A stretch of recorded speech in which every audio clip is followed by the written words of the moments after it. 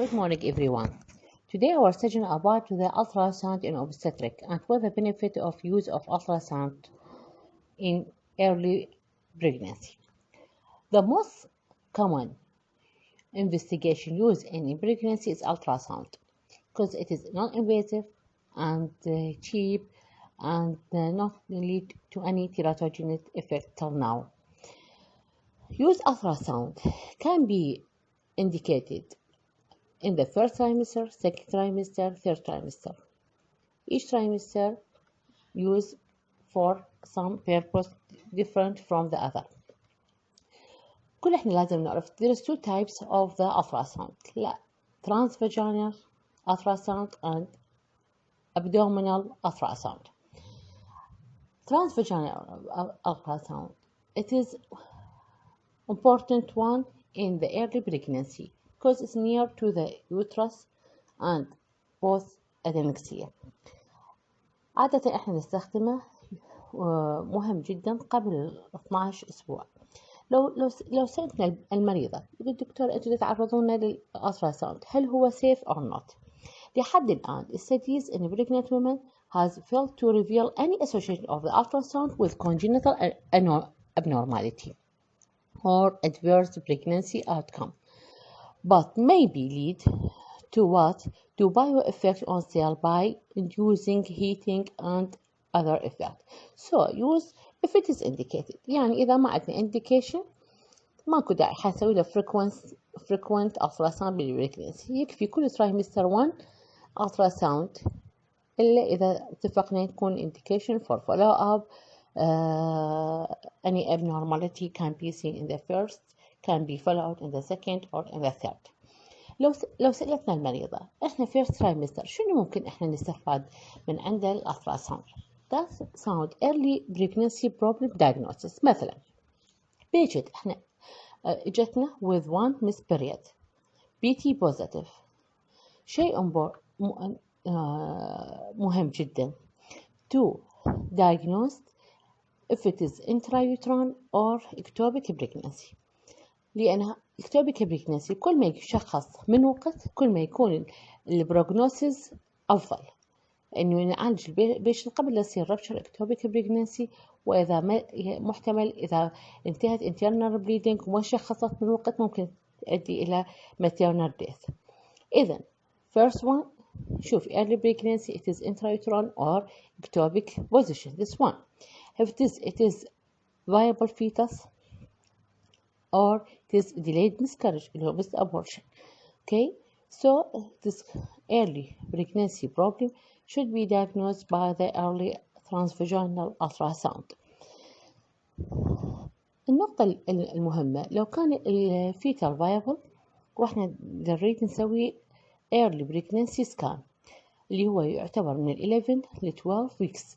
Important one this for what aim to in addition to the confirmed fetal viability هو حنشوفه بست أسابيع إذا استخدمنا الأبدومن وال 5 weeks نقدر نشوف gestation age إذا استخدمنا الترانسفاجينال. يعني transvaginal approach راح ينطينا معلومات 1 week قبل المعلومات اللي تنطيناها الابدومينال ابروتش. النقطة المهمة هنا بالفيرست ترايمستر راح نعتمد عليها accurate estimate of gestational age. شو الام وإذا ليش نسوي accurate estimation of gestational age؟ لأن بالearly pregnancy before 12 week راح نستخدم gram length اللي هو نسبة الخطأ به plus minus only 5 days، بينما استخدام biparietal diameter at 20 weeks of gestation نسبة الخطأ plus minus 7 days. وكل ما نتقدم بالجستيشن يكون الأخطاء توصل إلى حتى أسابيع، وذلك راح نقلل من احتمالية إنه البوست ديت أو الاندكشن of the labor وإحنا ما محتاجينها بسبب inaccurate estimation of gestational age. بعد بالفيرست ترايمستر شو ممكن نستخدم الألتراساوند؟ ممكن نستخدم diagnosis of multiple gestation وdetermine أهم شيء الكوريونيسيتي. يعني شنو؟ احنا اتفقنا انه هذا multiple gestation، هل هو twins هو triplet وهذا بالنهاية حيحدد لنا شنو التايب اوف delivery later on method of delivery. هل هو باي سيزيريان، هل هو باي vaginal delivery. ولا ننسى انه يجب ان نفرق بين المونوكوريونيك والداي كوريونيك twin pregnancy. ليش؟ لأن المونوكوريونيك twin pregnancy عادة associated with increased risk of a pregnancy complication with high prenatal mortality rate than dichorionic twin pregnancy. لذلك يجب أن نشخصها من البداية حتى نحدد ويكون المتابعة تفرق بالمونو عن الدايكوريونيك. ايش راح نشوف هنا بالسونار؟ لو سألت لكم شو ممكن تشوفون بالايرلي التراساوند ونفرق بانه هذا مونوكوريونيك ودايكوريونيك. بالديفايدنج membrane المونوكوريونيك twin is formed by 2 layers of amnion, and in the dichorionic twin is formed by 2 layers of the chorion and 2 layers of amnion, so it is thicker. This one. The second one هنشوف at the appearance of the septa its origin from the placenta on ultrasound. عبارة عن tongue-like تشبه tongue of placental tissue is seen within the base of dichorionic membrane, has been termed as twin peak or NAMDA sign. The optimal gestation to perform ultrasound is 9 to 10 weeks to see this twin peak. So dichorionicity also can be confirmed by identifying of 2 placenta masses and later in pregnancy by different sex fetus. Other uses for the early ultrasound is knuckle thickness measurement and chromosomal abnormality. Knuckle thickness, it is normal pregnancy during the first trimester. There is fluid-filled area may be seen on the posterior surface of the fetal neck. هذا نورمالي موجود، بس إذا زاد بالثخن مالته thickness more than 35 مليمتر، okay؟ يعني أكثر من 3.5 سنتيمتر، إذا زاد عن هذا الحد بال11 أسبوع تعتبر ك screening sign of chromosomal abnormality. ليش؟ شافوا زيادة الثخن مالت النكل ترانسلنسي associated with the chromosomal abnormality, especially with Down syndrome and with also with the cardiac defect. بعد شي فينا first trimester to identify fetus with the cross structure abnormality. بعض structure anomaly يمكن أن نشوفها وين بالفيرست trimester، مثلا الانكفالي انكفالوسيل univentricular heart multi dysplastic kidney.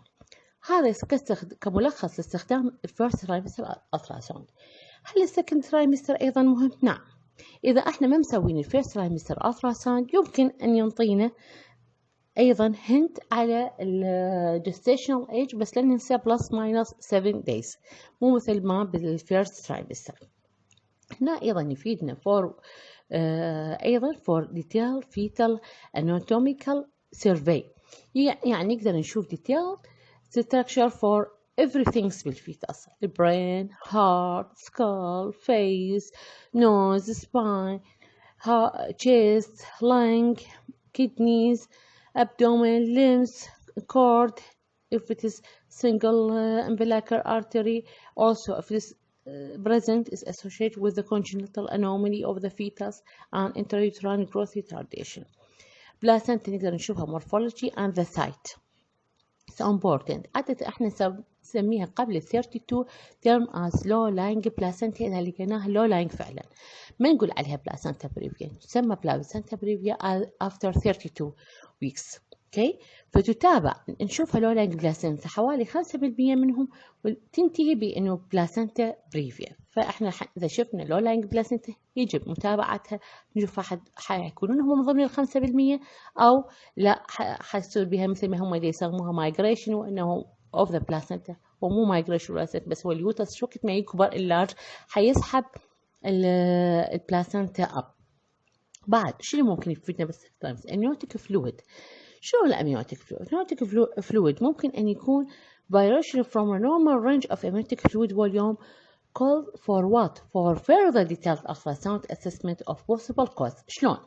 Congenital abnormalities that impair fetus ability to the swallow, like anencephaly, esophageal atresia, result in increased amount of fluid, amniotic fluid, and is called polyhydramnia. And subcongenital abnormality that result in failure to urine production or passage, like renal agenesis, posterior urethral valve, will result in reduced and absence of amniotic fluid, and it's called oligohydramnias. بعض السنترز يستخدمون الألتراساوند for screening for what? For the patient with high risk of eclampsia or intrauterine growth restriction and placenta abruption. How? By use of the Doppler ultrasound for maternal uterine artery. يعني بال24 أسبوع يبدون ياخذون maternal uterine artery to screen what? The patient اللي هو at this risk. وذولا عادة يكون selective cases اللي هم عندهم previous any risk for develop eclampsia, intrauterine growth restriction or placenta abruption. عادة ناخذ هذا من الهيستوري مالتهم. وإضافة إلى استخدام color Doppler for the fetal well-being, for fetal growth, for charting, and also can be used the ultrasound for guide for what? Guide for any measurement procedures. العفو يعني شنو trans abdominal procedure مثل amniocentesis بنقدر نسويه بدون ultrasound guide، أو ناخذ sampling choriophilic sampling أيضا نحتاج شنو ultrasound. بعض الانترauterine operation أو intrauterine blood transfusion كلها نحتاج ultrasound guide. بعد measurement of cervical length. كل احنا نعرف cervical length شنو. اكو بعض البيشنت عندهم cervical incompetence او يسمونه ضعف بيمن بالسيرفكس. هذا شو وقت ما تزيد اليوترس سايز ويزيد الوزن مالت الفيتس ويزيد الاماونت اوف امنيوتيك فلويد، هذا يؤدي الى زياده الضغط على السيرفكس. اذا كان incompetence هذا حيكون easily to be opened ويصير funneling of the fluid and the membrane through this cervical canal وتنتهي لنا ب painless mid trimester abortion or حيكون preterm labor. فلذلك من الضروري أن نشوف السيرفايكال لينث ونقيسه عادة باستخدام transvaginal ultrasound بال11 weeks 9 weeks نقدر نسويه. فنشوف إذا كان السيرفكس كلينث أقل من average length of cervix هو 23 week at 23 weeks of gestation is 3.4 and if measured less than 1.5 cm about 50% of chance of spontaneous preterm labor before 34 weeks gestation. يعني شنو؟ دي لاحظوا ان اللي قاسوا cervical length by transvaginal ultrasound اللي كانوا طول عنق الرحم cervical canal كان اقل من 1.5 سنتيم، 50% معتهم انتهوا spontaneous preterm labor before 34 weeks gestation. So it is important to know the width and length. بس بالحديث نعتمد على اللينث أكثر ما اعتمادنا على الوزن to do what is called cervical circulage اللي هو عملية نخيط السيرفكس transvaginally. هذا يؤدينا إلى يكون more competent يعني strong to prevent its painless dilatation and preterm labor or mid-trimester abortion. هاي كانت ملخص مناقشة عن استخدام الألتراساوند بالفيرست بالسكند trimester. Thank you. Good morning everyone. Today our session about